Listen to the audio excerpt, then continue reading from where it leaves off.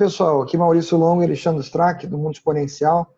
Hoje a gente vai conversar sobre pessoas, cultura e transformação digital. Mas antes da gente começar, eu queria pedir para você, se você não assinou o canal, para você assinar aqui embaixo e marcar o sininho para ser notificado quando saem novos vídeos. Se você gostar aqui do vídeo, você deixa o seu like, por favor.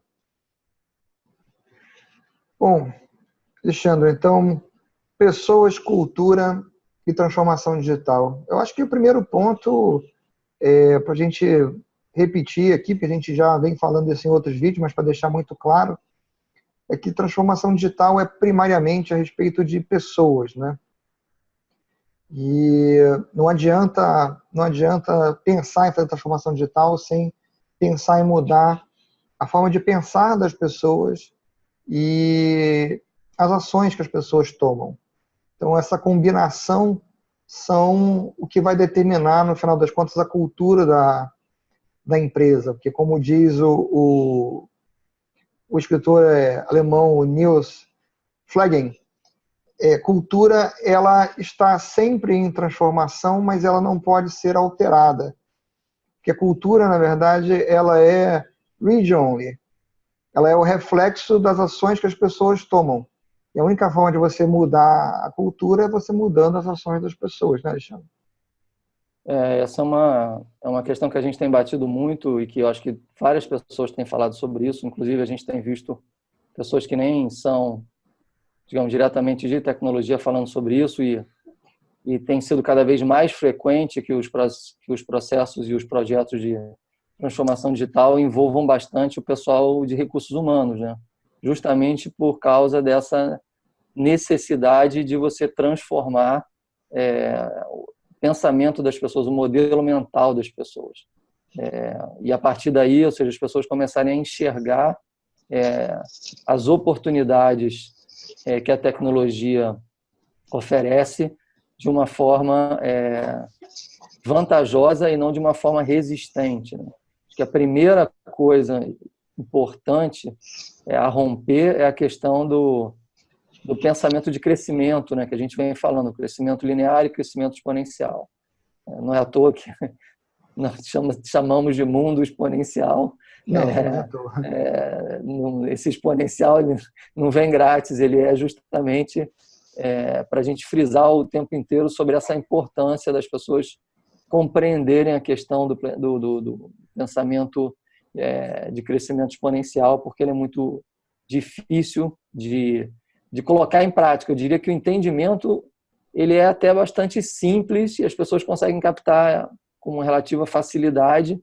O problema é passar a agir depois que tem essa compreensão, né? Ou seja, entender que as transformações, quando elas se apoiam na tecnologia, elas tendem a ter esta evolução exponencial, e isso abre muitas oportunidades ou destrói você muito rapidamente, né? É uma tradicional, vamos dizer assim, a faca de dois gumes. Por um lado, você tem a oportunidade, por outro lado, você tem o risco. Se você não escolhe ir atrás da oportunidade, você pode ter certeza que uma hora o risco vai vir atrás de você. Não tem meio termo nessa história. A verdade é que as transformações elas vêm acontecendo de forma cada vez mais rápida e, como a gente já mencionou várias vezes, elas podem acontecer a partir de qualquer lugar, em qualquer lado. A gente viu ontem, eu acho, no almoço, mais ou menos, que a Apple introduziu o cartão de crédito dela, além de vários outros serviços, colocando a Apple diretamente em competição com empresas como bancos, por um lado, que é o primeiro serviço que eu falei, com a Netflix, por outro lado, com outro serviço que ela introduziu. Mas o fato é que uma empresa que não era um player, ou era, pelo menos por enquanto, um player bem periférico no mercado de financeiro, né, no caso, em pagamentos, passou a assumir uma posição muito mais proeminente. E ela pode fazer isso baseado na tecnologia que está embutida nos telefones que ela vende, né?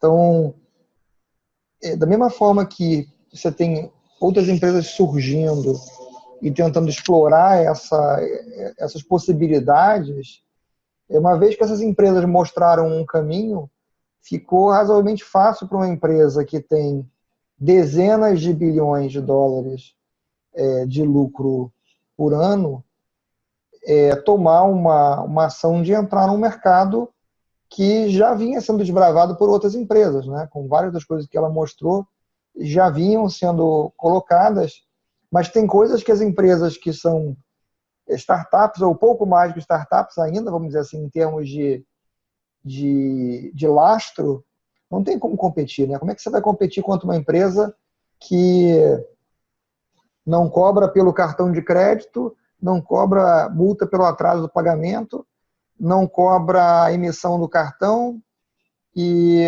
oferece, dentro do mercado americano, as menores taxas de juros no cartão disponíveis? E devolve dinheiro. Quem pode fazer isso? Quem pode fazer isso é quem tem centenas de bilhão de dólares no banco. Né? Tem condição, tem lastro para poder lançar um serviço como esse e ainda por cima anunciar que até o final do ano vai estar presente em 100 países por serviço. Eu acho que aí tem duas questões importantes, né, que a gente precisa falar. A primeira é perceber que você tem essas oportunidades dado o negócio que você já construiu. No caso, a Apple tem um caixa com centenas de bilhões de dólares, então quem tem um caixa como esse pode se dar ao luxo de brigar com outros que já estão, digamos, dominando os mercados que você está entrando. E além do que você fabrica um produto que você também já tem, alguns produtos, na verdade, que você já tem 1,5 bilhão deles espalhados pelo mundo. Então você tem uma massa tanto de dinheiro quanto de dispositivos, onde você começa a poder colocar ali vários outros negócios que para os outros não é tão fácil, porque não tem nem a grana, nem talvez os dispositivos, vai ter que usar dispositivos de outros e tal. E a gente sabe que a Apple ainda tem a questão da nuvem, ela também tem a nuvem dela, então ela já tem, uma grande... Para ela é muito fácil, né, entrar nesse negócio, né? Mas ela eu já acho tem que uma massa grande também de dados de pessoas, né? Ou seja, ela já tem muitos cartões de crédito, muitas informações que ela já vem transacionando pagamento há muito tempo. Então, ela já tem uma expertise da tecnologia necessária para processar volumes de pagamento e para garantir a sigilosidade das informações. Ela tem um monte digamos, de tecnologias que ela já foi testando ao longo do tempo. A jornada tecnológica dela já passou por várias etapas. Ela agora começou a colocar outros modelos de negócio. Então, para ela é muito simples que ela está usando, ela foi para o lado da oportunidade. Agora, pelo outro lado, os bancos estão no lado do risco. Os bancos viram as empresas, startups surgindo com um modelo de cartão de crédito parecido com o que a Apple está fazendo. Mas como esses caras pequenos, eles não têm o lastro para fazer a escala que a Apple está fazendo, eles falaram, estou tranquilo aqui. Esse carinha pequenininho aqui, pode ser até que ele cresça, mas vai levar muito tempo ele crescer, porque ele não tem os recursos, vamos dizer assim, para poder ser agressivo no meu mercado, vamos dizer assim. Aí veio o peixe maior, que estava fora do mercado, que era a Apple, pegou o lado da oportunidade e entrou nesse mercado. E o banco está ali sentadinho, olhando o pequenininho lá, o Nubank, vamos dizer assim, agora tem que olhar para a Apple. Então... na verdade, eu acho que aí, ou seja, por isso que eu estava falando das duas características, né? A Apple, ela já é uma empresa de tecnologia e ela já tem um mindset que já é natural para ela, né? Agora vamos pegar uma outra empresa mais tradicional, você acabou de citar banco e tal, que vive realmente o dilema, né? O dilema de ter que se transformar. E aí você tem um negócio que dá muito dinheiro, porque o negócio do banco ainda, estamos falando dos bancos no Brasil, né? É um negócio ainda extremamente rentável e oligopólio, estamos falando basicamente de poucas instituições, porque as menores estão competindo e estão incomodando, mas pegando os 5 principais bancos, os outros somados não dá a capacidade de um, né? Então, é muito grande, ou seja, eles têm um negócio muito consolidado. E aí eu acho que é interessante a gente passar nessa nossa conversa, ou seja, pela dificuldade que é fazer essa mudança nesses locais, né? Porque o cara já tem uma ou várias vacas super leiteiras, né? Porque são negócios que são muito rentáveis e que estão dando muito certo. Eles estão vendo que tem outros entrando no mercado e comendo um pedaço do negócio deles. E a gente acabou de ver a questão da conta corrente aí com o Nubank que você falou, ou seja, o Nubank em 4 meses tem 4 milhões de contas correntes já abertas, ou seja, 1 milhão de contas correntes por mês, ou seja, não é um crescimento pequeno, é um crescimento muito significativo. Então, ou seja, como é que esses caras se transformam? Porque eu acho que a questão é que todo mundo quer saber, cara, qual o mapa, né? Ou seja, o que eu faço para sair do jeito antigo e ir para o jeito novo? A má notícia não existe um mapa, né? Não existe uma forma que você aplica ela na sua companhia, todo mundo, de hoje para amanhã, magicamente entende, magicamente começa a trabalhar de uma forma diferente e magicamente começa a aproveitar as oportunidades. É uma jornada de transformação. A primeira questão que a gente vem falando bastante é se arriscar e começar a mudar a forma como você cria novos produtos e como você tenta novas oportunidades. Ou seja, a questão do modelo de experimentação com ciclos curtos, com aprendizagem contínua, aprendizagem de verdade, para você ir entendendo o que o novo cliente quer, que o novo cliente somos nós, cada vez mais exigentes, porque cada vez aparecem serviços que nos dão maiores oportunidades e formas de interação diferentes. Ou seja, como é que nós, enquanto cliente, reagimos quando vamos encontrando serviços novos, porque a Apple está lançando esses novos serviços e, obviamente, as primeiras versões deles não serão com o nível de qualidade que nós veremos daqui a 3 anos. Daqui a 3 anos os serviços provavelmente serão muito melhores. Ou se eles não forem bons o suficiente e não estiverem agradando, eles não vão existir mais, porque a Apple vai matar esses serviços e vai colocar outros no lugar que façam sentido, porque isso é o caminho natural. A questão é como as empresas vão mudando desse modo tradicional que elas já fizeram para essa nova forma de fazer, que é uma forma pautada em ciclos mais curtos, ou seja, em uma agilidade maior em entender o que dá certo e o que dá errado, e o que dá errado joga fora de verdade, joga fora agora, não gasta mais tempo, dinheiro, equipes, processos numa coisa que não está funcionando. Mas para o que é novo, talvez seja muito mais fácil de entender e fácil de arriscar. A questão é o legado que você carrega, né? Ou seja, também tem que transformar o legado, também tem que ir lá e começar a mudar o mindset e a forma como você vai agindo com aquele negócio que você tem que carregar ele, porque ele não é um problema, ele é rentável para você, ele te dá muito dinheiro. Você vai ter que começar a mudar as formas de agir com aquilo que dá muito dinheiro. Na verdade, assim, você tem que passar a pensar diferente. Ele não é um problema para você porque ele te dá muito dinheiro, não. Ele é um problema para você, a despeito dele te dar muito dinheiro. Sim. Por que ele é um problema para você? Porque ele torna você muito menos ágil para fazer uma mudança do que um entrante no mercado. Então, o entrante no mercado ele tem muito mais liberdade de ir atrás de uma coisa que pode vir a ser muito mais atraente, vamos dizer assim, para o consumidor no futuro próximo, vamos dizer assim, do que quem está no mercado. Essa até uma discussão que eu estava tendo com um executivo hoje a respeito dessa dinâmica, por exemplo, do mercado de software. Né? Você tem um software, o software está no mercado, as pessoas estão usando, estão pagando para você licença, estão pagando manutenção do software. O software está trazendo dinheiro para a companhia. Agora, o seu software está evoluindo, ele está dentro das expectativas que as pessoas têm hoje? De repente ele está.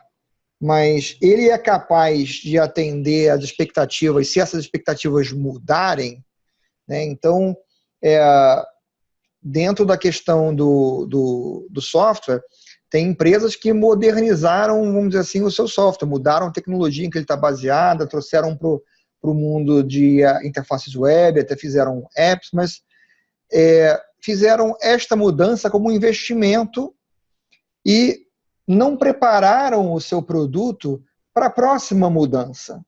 Então, fizeram todo um investimento de transformar o produto para levar ele para um próximo degrau, que, para quem é mais antigo no mercado, as empresas mais antigas, vai ser a segunda ou terceira vez que está fazendo esse movimento.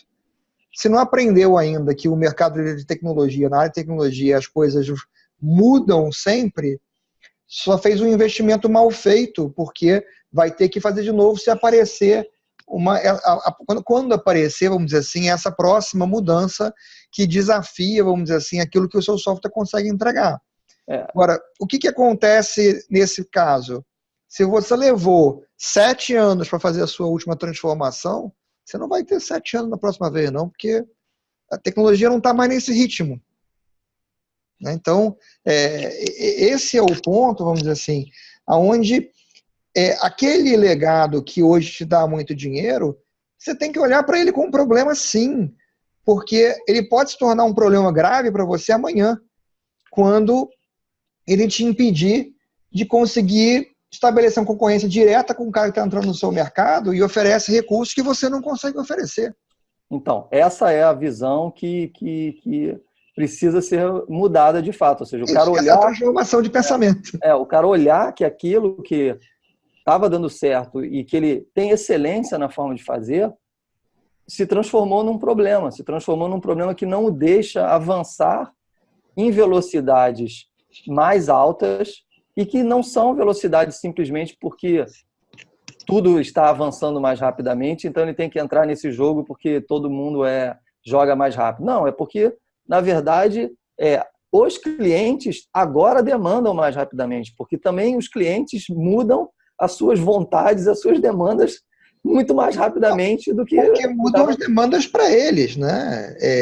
Se o seu cliente é uma empresa, a demanda do consumidor para ela, ou do cliente dela, que é uma outra empresa também, é mais rápida do que era antes. Por isso, a demanda dela sobre você também muda mais rápido, né?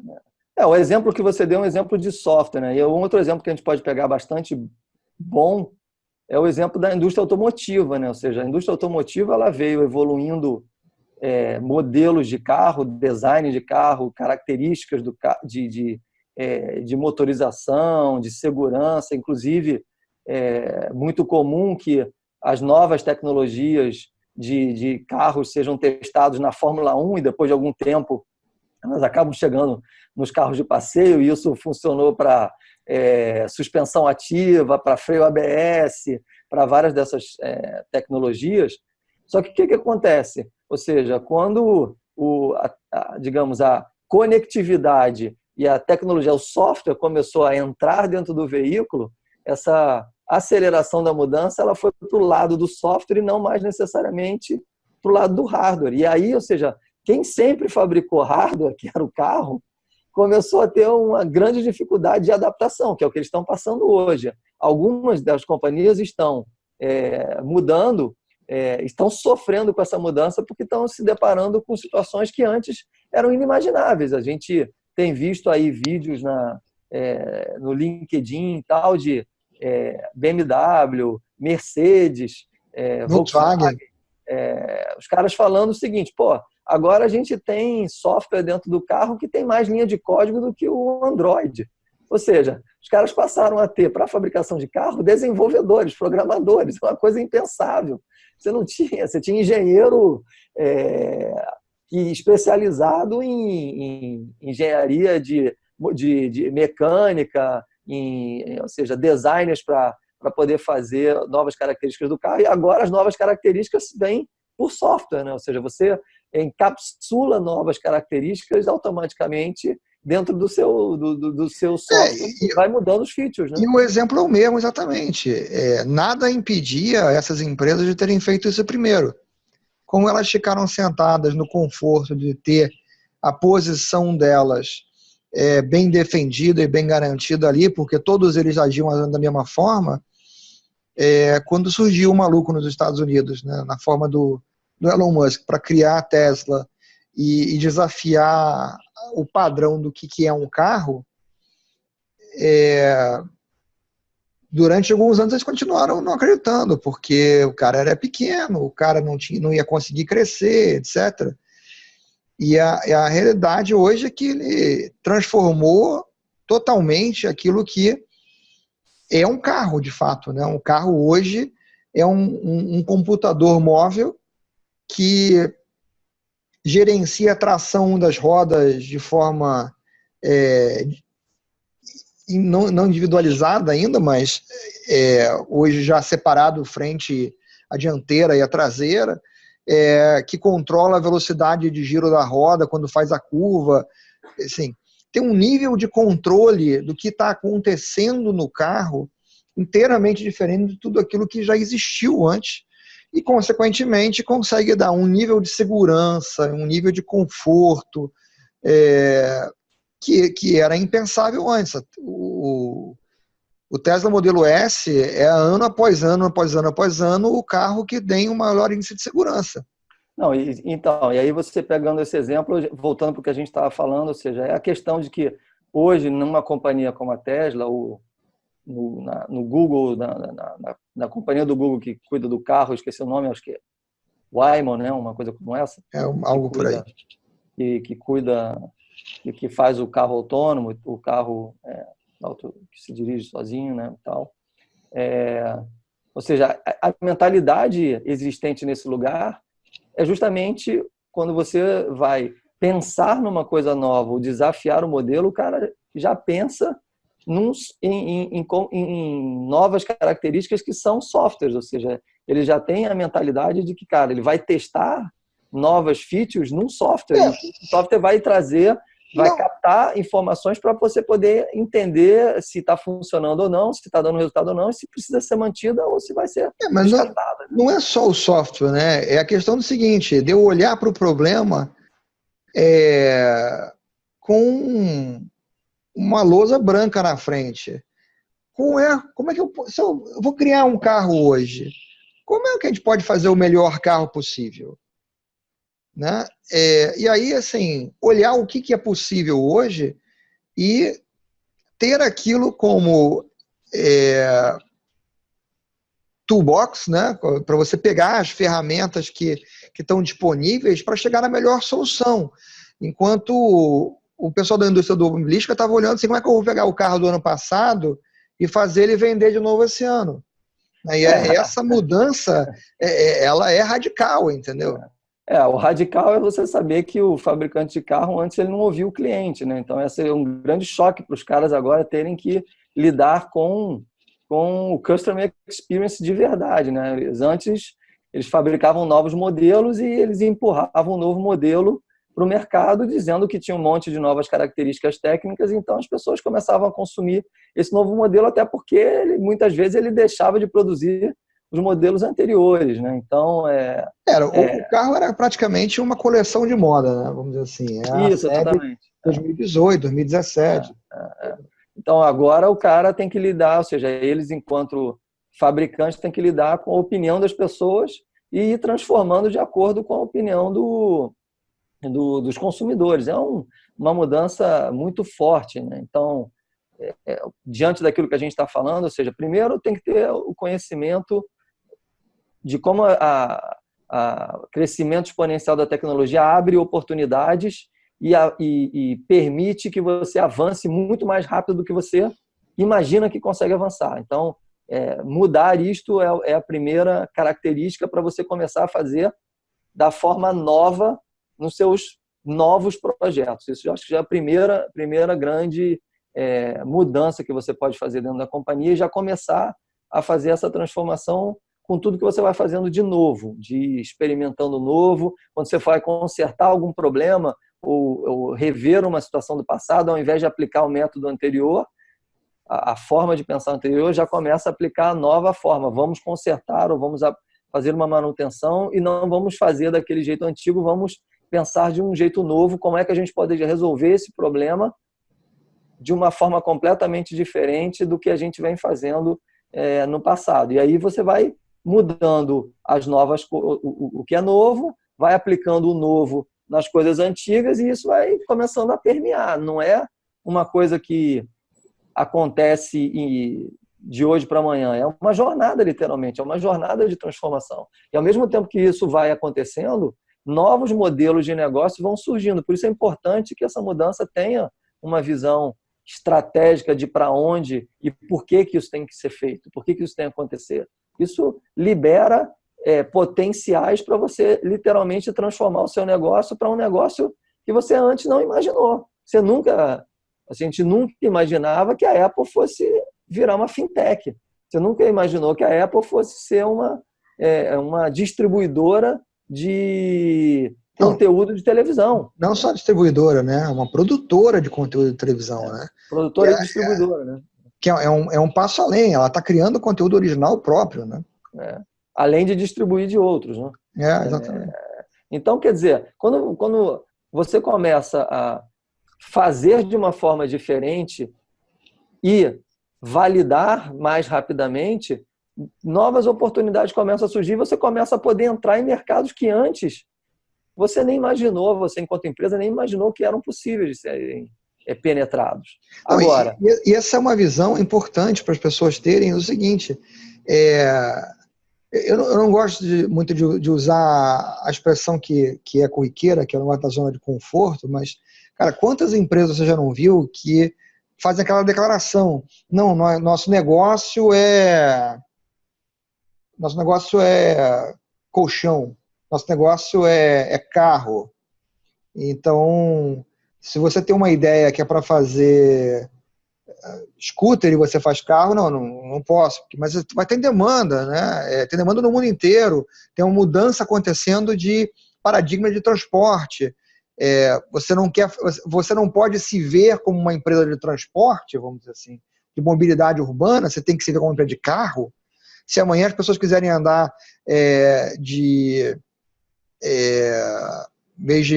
patinete lá da scooterzinha, quiser andar num triciclo coberto, vamos dizer assim, e isso virar uma coisa que as cidades estão adotando como uma nova tendência, você vai deixar de existir porque você só pode fabricar carro? Né? Você não tem... Eu acho que aí o importante que é o que você está falando, é o passo das empresas terem a humildade de entender que vão ter que mudar esse formato de gestão, né? Esse formato de gestão onde os líderes sabem, né? Ou seja, eles têm certeza das coisas que vão dar certo, porque eles são líderes, eles já conhecem esse mercado, ou seja, isso não é de hoje. A Harley-Davidson era a maior fabricante de motocicletas e mais importante fabricante de motocicletas que tinha nos Estados Unidos, até que os caras da Honda foram lá e olharam e falaram assim, pô, os caras entregam leite na porta da casa das pessoas e eles vão de bicicleta, né? Se a gente fizer uma motinho com pouca cilindrada, isso vai acelerar esse processo, acho que vai ter um mercado aí de gente interessada em consumir em ter essa moto, porque vai facilitar o trabalho. E que fizeram, sei lá, a primeira moto de 50 cilindradas. E a Harley Davidson falou, cara, isso não é moto, isso é outra coisa, isso não vai dar certo. E assim a Honda começou com as motos de pequenas cilindradas e cresceu e se transformou num gigantesco fabricante de motocicletas, e a Harley Davidson teve que se reinventar, criando as famosas motocicletas com estilo e tal, que é onde o segmento que ela atua hoje, que obviamente não é o mesmo segmento onde a Honda atua, mas isso é válido para outros exemplos que a gente está vivendo atualmente. Isso vem da soberba e da arrogância de você acreditar que você sabe exatamente o que o mercado quer. Esse é o formato, essa questão do mindset que precisa ser alterada, porque você não sabe mais o que o cliente quer. Você sabia o que o cliente queria quando o cliente antes não tinha tantas opções e mudava com tanta facilidade e se adaptava a novas oportunidades. Porque você não tem como saber o que o cliente vai querer amanhã, porque você não sabe o que vai ser possível amanhã. Mas você tem que se preparar para se adaptar. Exatamente. Essa é a principal mudança. Você tem que mudar para ser adaptável. Para poder responder rapidamente, né? A gente já fez vídeo aqui falando sobre organizações responsivas, essa questão da organização da companhia, ela é fundamental. Transformação, ela muda com as pessoas, mas a forma como se lida com a organização, que é um conjunto de pessoas, tem que ser alterado também. Não dá mais para funcionar no método antigo, comando e controle altamente hierarquizado, onde quem está em cima sabe tudo e quem está embaixo não sabe nada. Esse modelo não vai permitir transformação, porque o cara continua imaginando que ele sabe exatamente como funciona, porque ele veio de uma época onde ele fazia de uma outra forma e estava dando certo. E funcionava e ganhava muito dinheiro. A questão é que esse negócio ainda está existindo, ainda está dando muito dinheiro. Então, na cabeça daquela pessoa, não tem essa mudança. Continua do jeito passado, porque está dando certo e continua sendo rentável. Ele não consegue ver a ameaça fica invisível. Né? Quando ele se dá conta da ameaça, e a gente volta para a questão do crescimento exponencial contra o linear, aquela história daquelas duas curvas que você tem aí em várias apresentações e tal. Ou seja, você tem aquele momento ali da desilusão, né, onde fica aquela parte onde a tecnologia está evoluindo e as pessoas estão testando, é desagradável, é uma coisa que ninguém reconhece. Aquela tecnologia fala, cara, isso vai fracassar, isso não vai dar certo. Só que isso vem no processo de melhoria. Quando você se dá conta, too late, você não consegue mais competir. Eu acho que você já está sendo até generoso demais. Eu acho que a maioria das pessoas de quem a gente está falando, no geral, elas não estão nem cientes de que essas coisas estão ali crescendo aos poucos e achando que não vai demorar para chegar. Elas simplesmente não veem ameaça nenhuma e ponto. E aí é o que você falou, vem da questão da arrogância. Mas eu acho que, no geral, acho que a gente cobriu todos os pontos aí essenciais pelo menos para uma visão geral. E acho que a gente pode terminar esse programa de hoje por aqui. Eu acho que a gente conseguiu passar a mensagem. Tem várias características e vários pontos a serem observados, mas não tem como fazer transformação se não mudar as pessoas, se não mudar a gestão, se não diminuir ou eliminar por completo a arrogância e a certeza de que você sabe como as coisas funcionam. Não tem como funcionar não tem como ser inovador constantemente com um método de comando e controle hierarquizado, onde quem está em cima toma decisão e quem está embaixo executa, porque a criatividade é absolutamente isolada ou esquecida num ambiente como esse. Então, acho que essas mensagens têm que ficar para todo mundo. Bom, então ficamos por aqui, gente. Obrigado por ter assistido até aqui. Valeu, um abraço. Tchau. Falou, abraço.